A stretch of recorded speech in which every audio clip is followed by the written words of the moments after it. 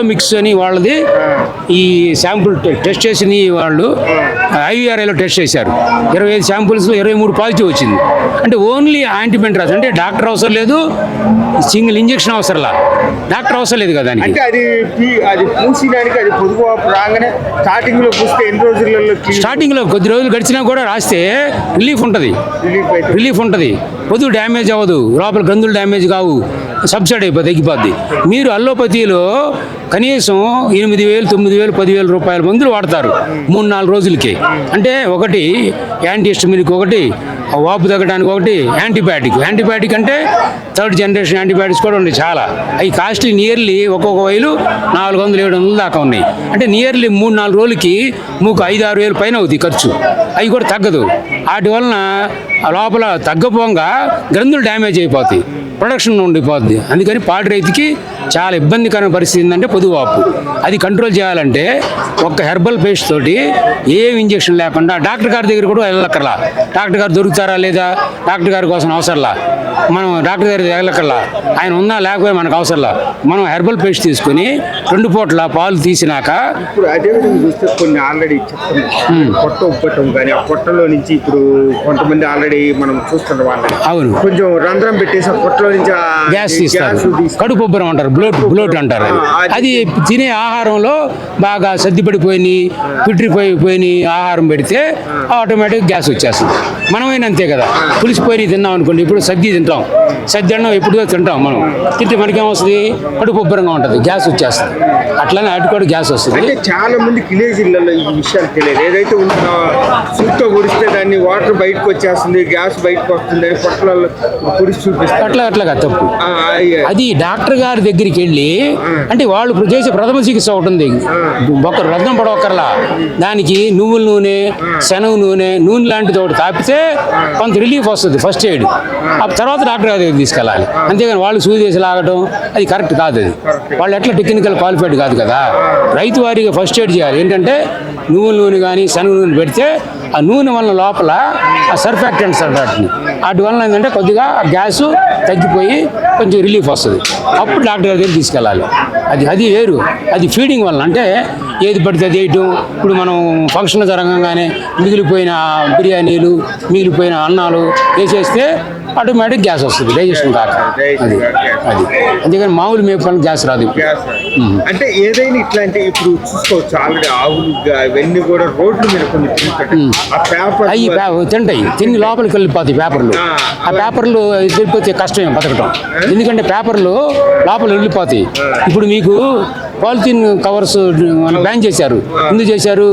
Polythene covers భూమిలో కలవు, పైకి అలా ఉండిపోతాయి. అది పొల్యూషన్.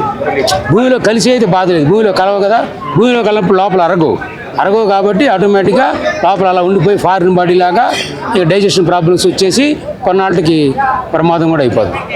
అంటే అటువంటి వాళ్ళు ఇప్పుడు ఏదైతే ఉంటుందో ఆల్రెడీ ఇట్లాంటి వాటికి ఏమన్నా ఎటువంటి చికిత్స చేయగలిగింది లేదు. మనం అవాయిడ్ చేయాలి. మనం ఏంటంటే గేదెని మనం ఎల్లప్పుడూ పోషణ చేసుకోవాలి, గేదెని చూసుకుంటూ ఉండాలి, కేర్ తీసుకుంటాలి. అందుకని గేదెలు రోడ్డు మీద వదిలేసి ఏవి పడితే తింటే పర్లేదు అనుకుంటే ఏవి పడితే అవి తింటాయి. డైజెషన్ కానీ లోపల తింటే ఫారిన్ బాడీగా ఉండిపోయి అరగవు, కొన్నాళ్ళకి ప్రమాదం అవుతుంది. ఆపరేషన్ చేసి తీయాల్సి వస్తుంది. మీరు కొన్ని చూశారు కొన్ని సందర్భాల్లో, ఆపరేషన్ తీసి చాలా మెటీరియల్ తీస్తారు బయటికి, పాలిథిన్ మెటీరియల్, కవర్లు తీస్తుంటారు లోపల. అయ్యి అంటే దానివల్ల అయితే ఇబ్బంది ఏముంది? ఆపరేషన్ తీసినందువల్ల అయితే వాటికి సంబంధించి సైంటిఫిక్ టెక్నికల్గా ఆపరేషన్ కరెక్ట్గా చేస్తే ఏం తేడా ఉండదు. కానీ ఒక్కోసారి ఏంటంటే లోపల ఆ పెరిటోనియం లాంటిది ఒకటి వాపు వచ్చేస్తుంది. ఆ వాపు వచ్చినప్పుడు ఎంత ఆపరేషన్ చేసినా కూడా ఆ కరెక్ట్గా యాంటీబయాటిక్స్ చేయని పక్షంలో ఆటోమేటిక్ చనిపోదు. ఇప్పుడు గేదెలు సిజేరియన్ చేస్తారు, సిజేరియన్ చేసిన ఎన్ని బతకు, కొన్ని బతుకుతాయి, కొన్ని బతుకు. ఎందుకంటే ఆ లోపల ఫ్లూయిడ్స్, గర్భసంచులు ఫ్లూయిడ్స్ బయటికి వెళ్ళిపోయి పెరిటోనియం అని ఉంటుంది, ఒక సెన్సిటివ్ మెంబర్. ఆ పెరిటోనియం కనుక వాల్స్తే ఆటోమేటిక్ టాక్సిన్స్ ప్రొడ్యూస్ అవుతుంది, చనిపోతుంది. జాగ్రత్త.